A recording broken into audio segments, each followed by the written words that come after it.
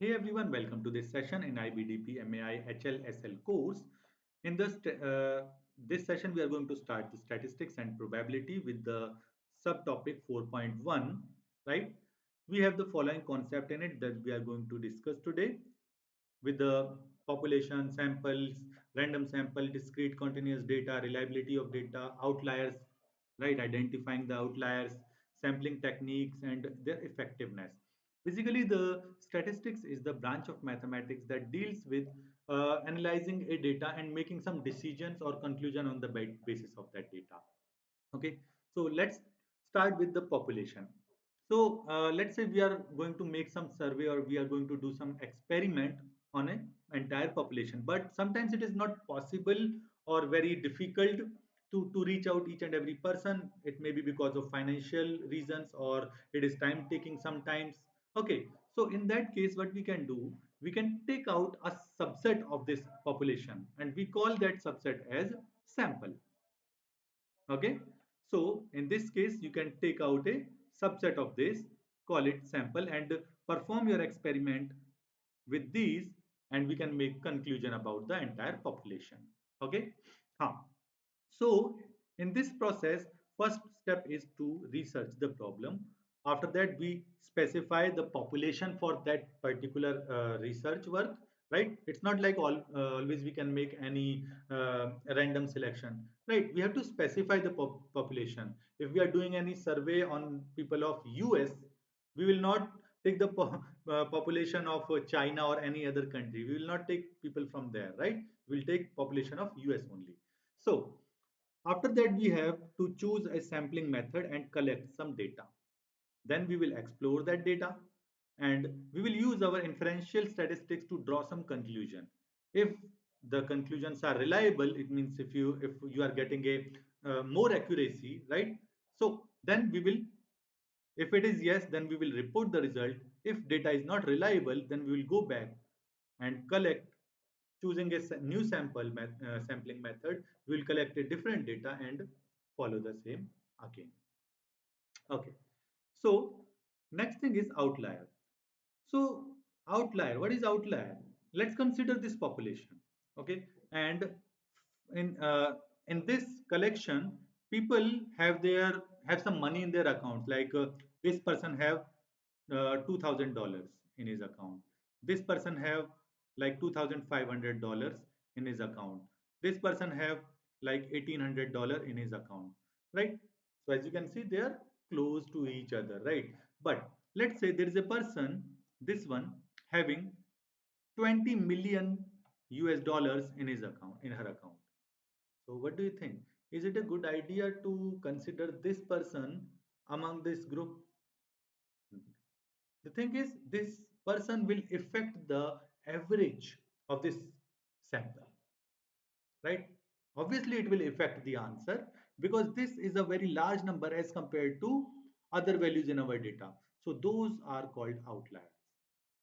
So while solving a problem, we should first take out those outliers and perform our survey or experiment to the data remaining, right? For here, as I showed, these are outliers.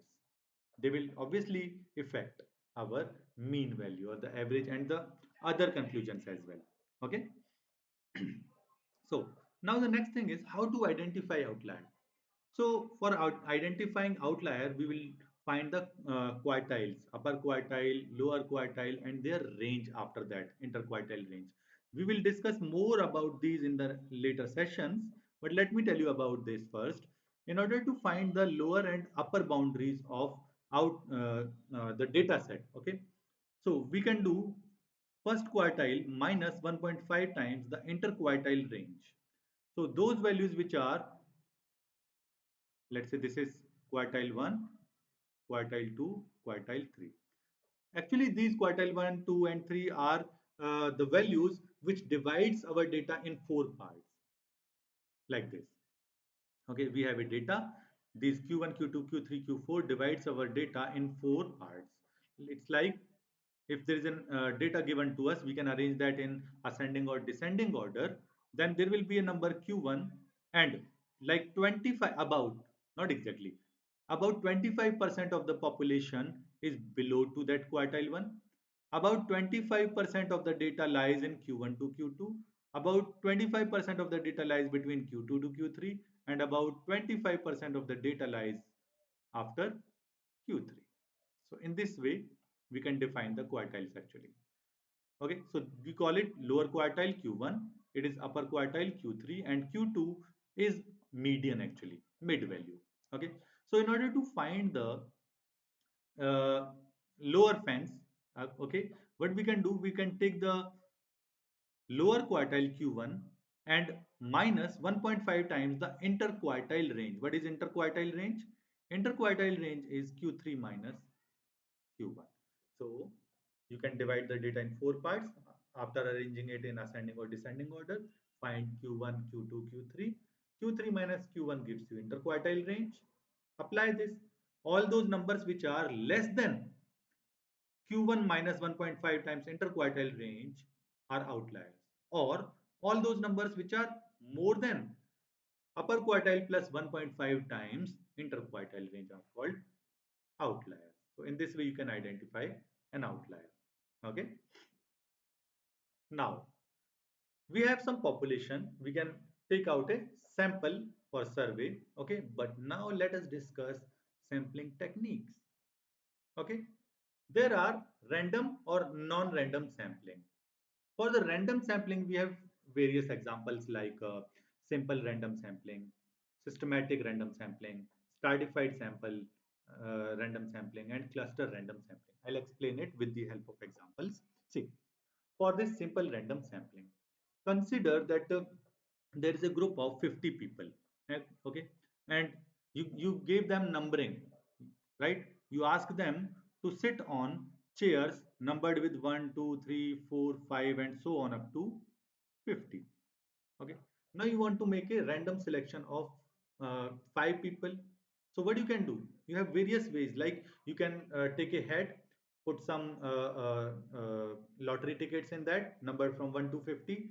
Take out one ticket, whatever be the number present on that lottery, select that person. So it's a random sampling, right? There is no biasing in this. Or you can spin a wheel. That's also the similar thing, right? You can spin a wheel, numbered are written on that. If your needle stops at one point, select that number. So okay, so like this one, for example, if you have to make the simple random sampling, one of the example is a teacher randomly picks 5 roll numbers from a box to check the homework, as I gave you example. Second is systematic. In this systematic sampling, what you do is you choose a number and select every let's say third person.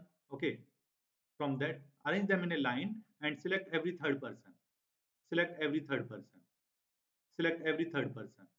So yes, selecting every third person after arranging them in a line or something, yes, gives a random sampling. And this type of sampling is called systematic sampling. For example, one more example, a mall surveyor asks every 10th person who enters the mall. They ask any question or something from every 10th person who enters the mall is an example of systematic sampling. It's a random sampling. Next is stratified sampling. One of the example is stratified. A school takes sample from each 6th, 7th, and 8th in proportion of their size. Like we can divide the students, this time they are divided on the basis of their grade, 6th, 7th, and 8th. And depending on the strength of that grade, we can make some selections. Like selecting any random student from 6th grade, right? Or selecting random students from 7th grade and selecting random students from 8th grade. This type of sampling is called stratified sampling. But here we have to select them in the proportion of their size, right? It means if there are 20 students in 6th standard, 40 students in 8th standard, and say 40 students in 8th standard, right? And we have to select, let's say 10 students. So what we will do, we will select 2 from the 6th, 4 from the 7th, and 4 from the 8th. So in this way, we can make the proportion to their size. right? Okay. Cluster sampling. One of the example is a researcher selects 3 villages out of 20, surveys everyone on the selected village. This is one of the good random sampling method. See, why we need this? For example, we don't want biasing in that, right? So what we can do is we can select a all the people living in a particular village, right? So all the people living in that particular village will have different opinions about anything, right? So that is one of the good method for random sampling. Okay. Mhm. Next one is non-random sampling, or you can say biasing samplings. Some of the biasing samplings are convenient sampling, purposive sampling, snowball sampling, and quota sampling. Convenient sampling is like a student surveys people in his own classroom only because it is very easy to reach, right? There is a student, he is only selecting those who are very close to him. Just select that group, make your survey. What is that? It is convenience, right? It is biasing. We are not giving any chance to those people who are lying out of this range, right? It's not fair. So this is non-random sampling or biasing is there. Next is snowball sampling. In snowball sampling, one of the example is a researcher studying rare stamp collectors asks one collector to refer more collectors and so on. Like this person says this one, ask him and ask him to select more people. So they are again making the same thing. It's like MLM, right? MLM schemes.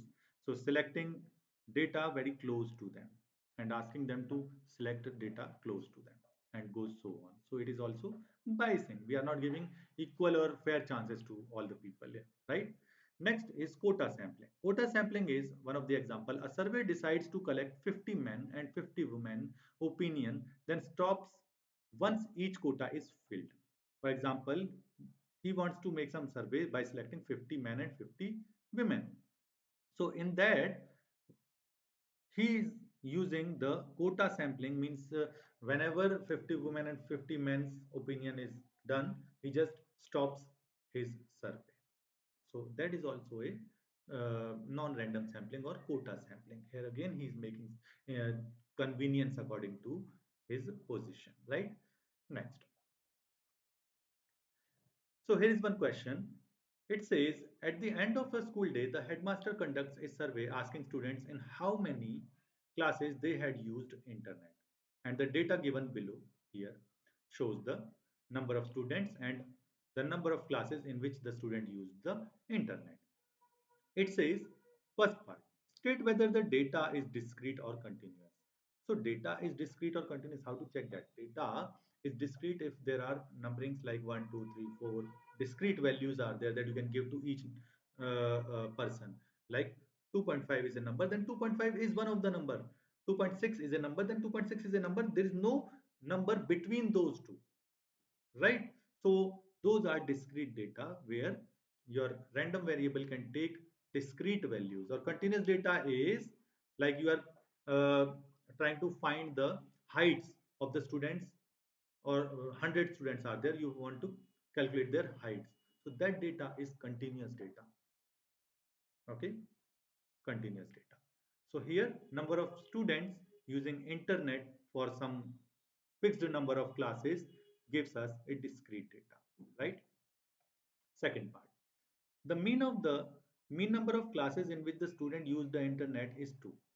So find the value of k. What is mean? Mean is average, right? So we are already familiar with this term. Mean is the average value which we can easily calculate by taking the sum of observation divided by total number of observation. Okay, so in order to get the sum of observation, first we need to multiply these two, right? So that gives us observations, and after adding them up means 0 plus 24 plus 60 plus 3k plus 40 plus 15 plus 6. Add them up, you will get sum of observation. Divide this by total number of observation and we will get our answer. So total number of observation is what? Add up all these frequencies.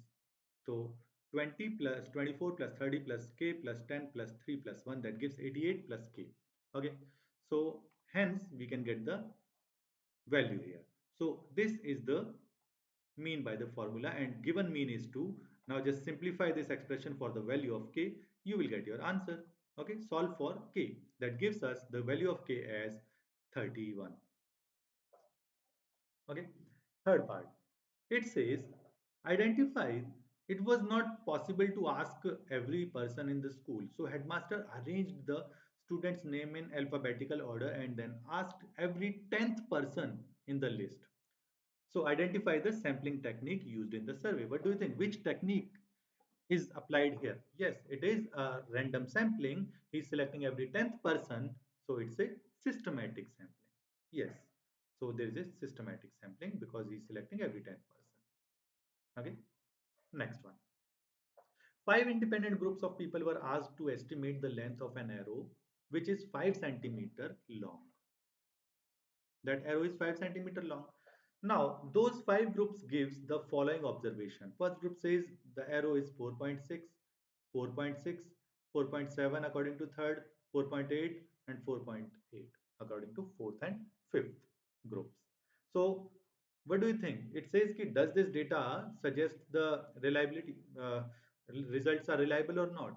So, what is the actual length of the arrow? 5.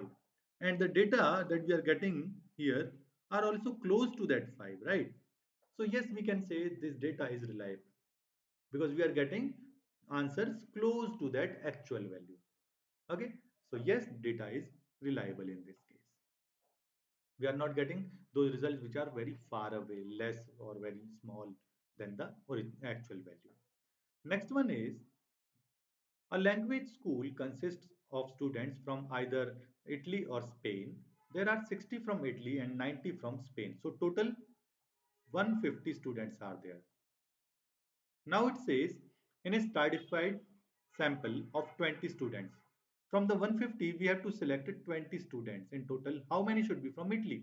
So do you remember that as stratified sampling where I said ki they have to select in proportion to their size. Okay, so in proportion to their size, here we have the following things. 20 students needs to be selected out of total 150 and 60 are from Italy. So from that 60, what is the percentage of students from Italy? Percentage of students from Italy is 60 over 150 times 100.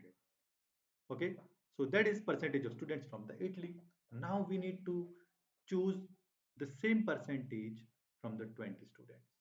So whatever be the results you get from here, find the value of that much percent of 20. Okay, so let's simplify it further. We get 5 um,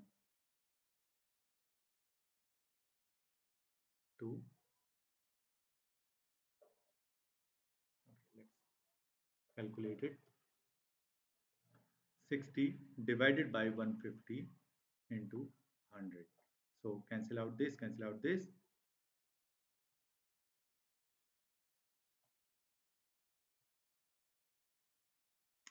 Okay, 40% of the data is from Italy and 60% is Spain,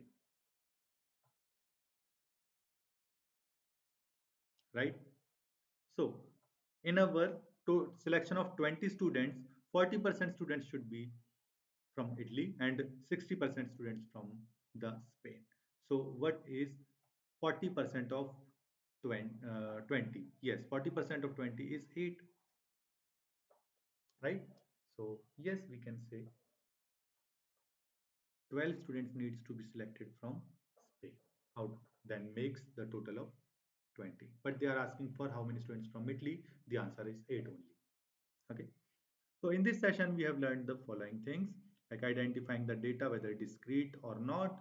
Then we identified the population sample, and we uh, solved all the problems based on the sampling of data, right? Whether the data is reliable or not, interquartile range, types of sampling, right? And the calculate the number of data items in each category of a stratified sampling, as I gave you the method, uh, that problem on Italy and Spain students. Okay. So that's it for today. I hope you got all this information. Thank you for watching this. See you in the next session. Keep watching, keep learning.